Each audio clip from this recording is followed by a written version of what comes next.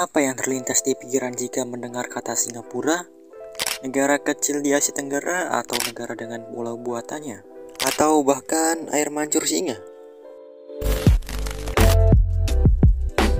Singapura adalah negara terkecil di Asia Tenggara dengan luas 728,6 km persegi. Namun Singapura mampu menambah luas wilayahnya dengan melakukan reklamasi. Melansir dari laman milik Departemen Statistik Singapura, penduduk Singapura pada tahun 2021 sebesar 5.453.600. Angka ini menurun dari tahun sebelumnya yang berjumlah 5.685.600 jiwa. Walaupun Singapura negara kecil, Singapura merupakan negara kepulauan dengan memiliki 63 pulau yang sudah termasuk daratan Singapura atau Pulau Singapura. Namun sebenarnya nama aslinya adalah Pulau Ujong. Pulau terbesar di Singapura tidak hanya Jurong, akan tetapi juga terdapat pulau lainnya seperti Tekong, Ubin, dan Sentosa dari beberapa pulau kecil lainnya.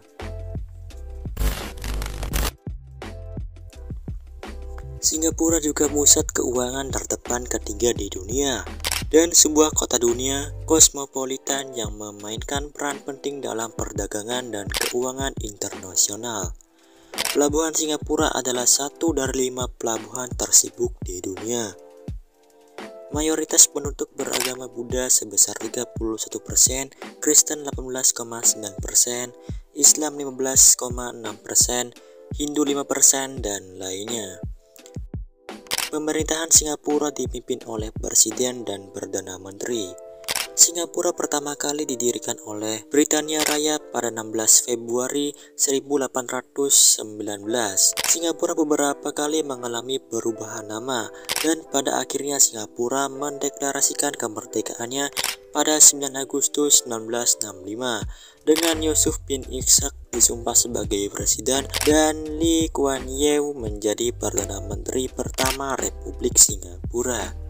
Kemudian pada 8 Agustus 1967 Singapura bergabung dengan ASEAN.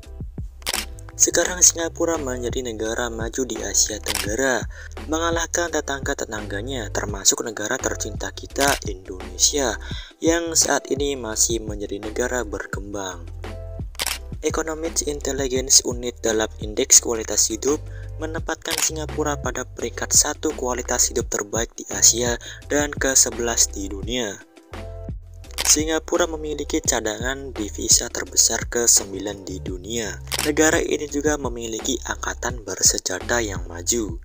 Ekonomi Singapura bergantung pada sektor elektronik, pengolahan minyak bumi, bahan kimia, teknik mekanik, dan pada sektor pariwisata.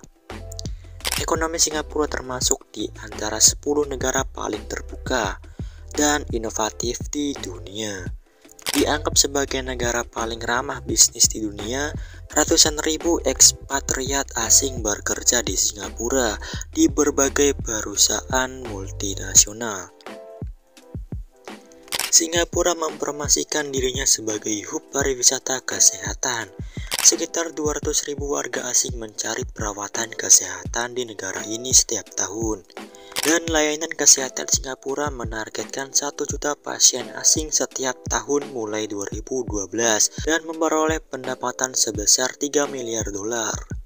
Pemerintah menyatakan bahwa program ini dapat menciptakan sekitar 13.000 lowongan pekerjaan baru dalam industri kesehatan.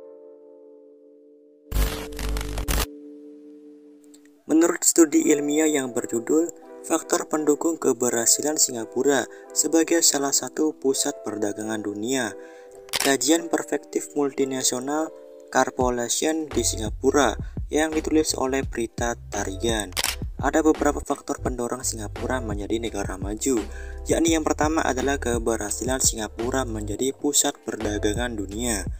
Kemudian yang kedua, keberhasilan Singapura yang telah membangun sektor industri dan mendatangkan investor serta tenaga ahli.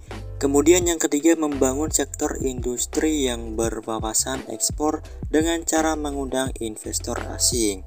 Kemudian yang keempat, menetapkan undang-undang ketenagakerjaan melalui sistem win-win solution. Kelima, menasionalisasikan perusahaan-perusahaan strategis yang sebelumnya dikelola oleh swasta. Kemudian yang keenam, keberhasilan Singapura menstimulasi pihak investor asing sebagai partner bisnis internasional. Selain alasan-alasan tadi, terdapat juga faktor alam yang menjadi pendorong Singapura menjadi negara maju di Asia Tenggara, yaitu letak geografisnya strategis di jalur lintasan perdagangan dan pelayaran dunia. Singapura juga mempunyai fakta-fakta unik, di antaranya bahasa nasional Singapura adalah bahasa Melayu. Adapun banyak orang yang mengetahui bahwa Singapura adalah negara dengan bahasa Inggris sebagai bahasa nasional, itu adalah salah, sebab bahasa Melayu lah yang menjadi bahasa nasional Singapura. Kemudian lagu kebangsaan Singapura ditulis oleh orang Bukit Tinggi.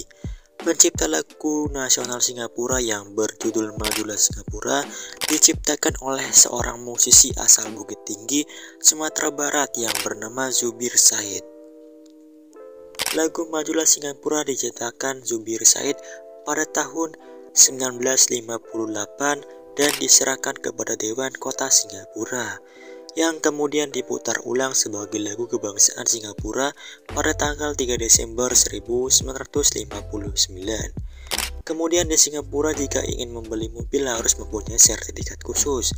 Untuk memilikinya, sertifikat mobil dihargai dengan nominal harga paling rendah $50 atau sekitar 530-an juta. Selain itu, sertifikat ini hanya berlaku selama 10 tahun saja dan tidak bisa digunakan untuk membeli mobil lain. Dan Singapura adalah negara dengan IQ tertinggi di dunia. Dengan penduduk sekitar 5,89 juta jiwa, Singapura mendapatkan predikat sebagai negara dengan IQ tertinggi di dunia. Singapura juga menjadi satu-satunya negara Asia Tenggara yang masuk ke dalam top 10 negara dengan IQ tertinggi. Seperti yang dikutip dari laman World Population Review, penduduk Singapura memiliki rata-rata IQ sebesar 107,1.